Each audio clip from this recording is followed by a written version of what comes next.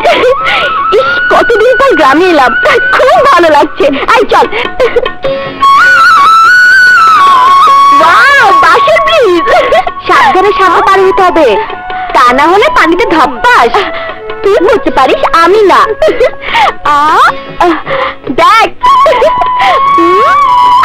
ওরে বাপরে।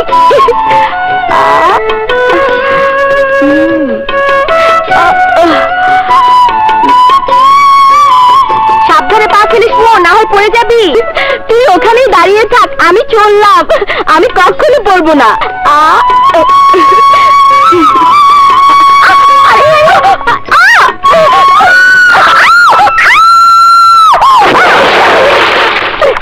মনকে বাঁচাও, মন পানিতে ডুবে গেল। বাঁচাও, কে আছো?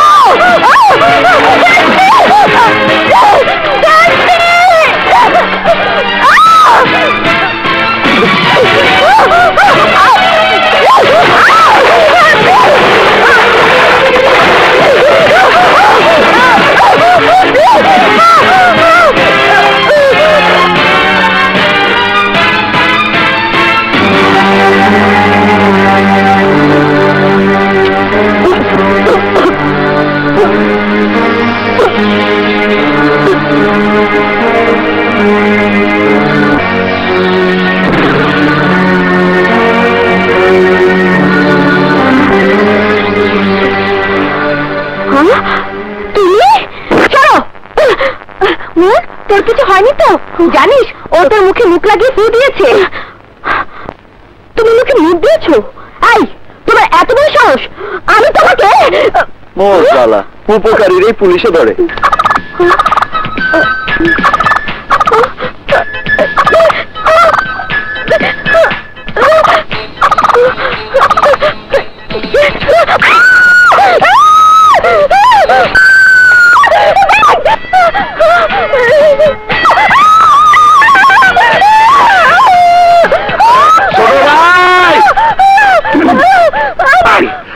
আমি আইতে গিয়া দেখলাম খুররাম তার লোকজন লইয়া আমাকে সীমানা জমিতে আমার মনে হয় ধান কাটতে যাইতেছিল।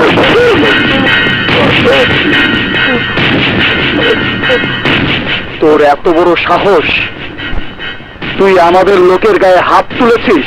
হ্যাঁ, ওদের মারা শুরু করেছিস, এবার তোকে শেষ করে দেব। এই মার!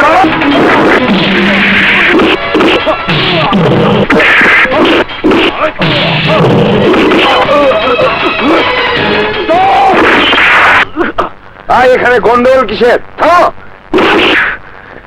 আমি আজরাইলের ভাই, এরপর তোর বাঁচার উপায় নাই। এই আয়। ঠিক আছে, কাজ বন্ধ রাখবেন না। দুরন্ত, কি তোর কপালে রক্ত কেন? কে আমার ভাইয়ের গায়ে হাত তুলেছে? চুপ করে থাকিস না দুরন্ত, বল বল। তুমি মাথা ঠান্ডা করো ভাইয়া, শান্ত হও। তুই আমাকে শান্ত হতে বলছিস? হ্যাঁ, তুই রক্ত ঝরবে আর আমি চুপ করে থাকবো? সত্যি ঘটনা আমাকে বল বলছি, নইলে আজ আমি নিজেকে রক্তাক্ত করে দেবো। ভাইয়া ভাইয়া ভাইয়া, আমি সব বলছি। রাজুরা মধ্য সীমানার জমির ধান কাটছিল, তাই খুললাম। কি? ওর এত বড় সাহস, ও আমার ভাইয়ের গায়ে হাত দিয়েছে। শরীর রানা, তোরা তৈরি হয় নাই, আজ এক্ষুনি খুরমের দেহ থেকে মাথাটা আলাদা করে ফেলবো। দাঁড়াও ভাইয়া, শান্ত হও। খুন খারাপি করে এই সমস্যার সমাধান হবে না। তাহলে তুই কি করতে চাস? আকরাম আর খুররম শয়তানের বুদ্ধিকে টেক্কা দিয়ে চলে। ওদের কোনো বুকপিট নেই, যে কোনো সময় ওরা অসহায় কৃষকদের উপর গুপ্ত হামলা করতে পারে। তাই বাবার দান করা জমিগুলোর সাথে আমাদের কিছু জমি একসাথে করে কৃষকদের নামে রেজিস্ট্রি করে দাও, যাতে ওই জমির উপর ওরা আর কোনোদিন দাবি খাটাতে না পারে। ঠিক বলেছিস, চল আজকে ডিসির সাথে এই ব্যাপারে আলোচনা করে নেব।